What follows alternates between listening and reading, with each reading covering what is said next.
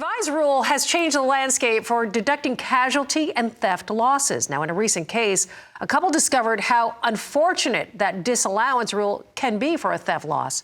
Roger McEowen with the Washburn School of Law joins us now for more on this. As always, Roger, a pleasure to have you here. I thought we'd start with an overview of how casualty and theft are defined.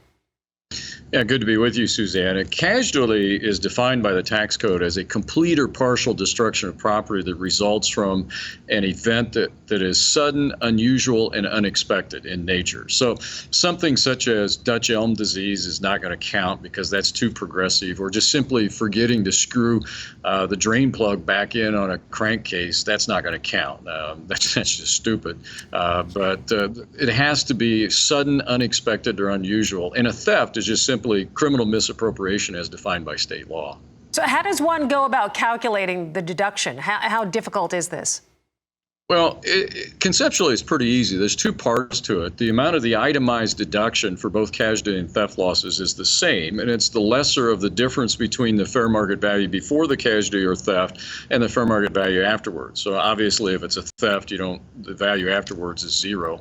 But so you take that difference, and then it's the lesser of that difference and the amount of your adjusted income tax basis. That's how you determine the loss. Now, for farmers, if you have a theft of raised livestock, for example, they're not going to have any basis in those livestock. So there's no deductible theft loss. And it's an itemized deduction, and that got changed by the 2017 tax law. We can't take casualty or theft loss deductions through 2025 because they were removed when the itemized deductions were largely eliminated, with one exception.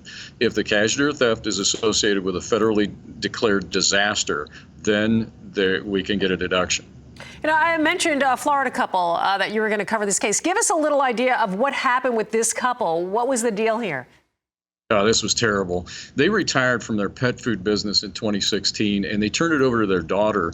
And to make a long story short, she scammed them out of almost $2 million, $1.1 million, which came out of their retirement accounts and pension funds, that she had them take distributions out and pay her to the scheme that she had set up that they didn't know about. They didn't find out that she was scamming them until 2019. And one of the rules with a theft loss deduction is you only take the deduction in the year that the theft is discovered. Well, they discovered the theft in 2019, and guess what? You can't take a deduction on your return that year because Congress removed the rule starting in 2018. So the distributions were taxable to them because they took the distributions out of their retirement accounts and their pension fund, and they couldn't claim a theft loss deduction because they didn't discover it until 2019, and the deduction was not in place at that time. Oh my God, their own daughter. That's what you're telling us. Wow, unbelievable. Yeah. What do farmers need to know? I mean, obviously, when it comes to family, you just don't know. But what's the lesson here?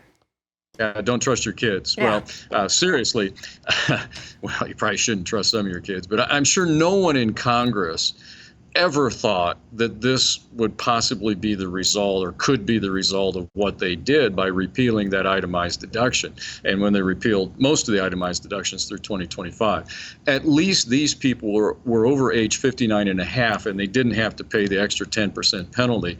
And the IRS didn't exercise discretion and waive the tax in such an egregious case that the court said was absolutely egregious. And the IRS has the authority to do that. They have the discretion to do that. So I guess really, after all, it's not a kinder, gentler IRS. Wow, unbelievable. Roger, thank you so much, as always, for your insights. So many lessons to be learned here. Boy, some big ones for sure. Roger McEowen with the Washburn School of Law.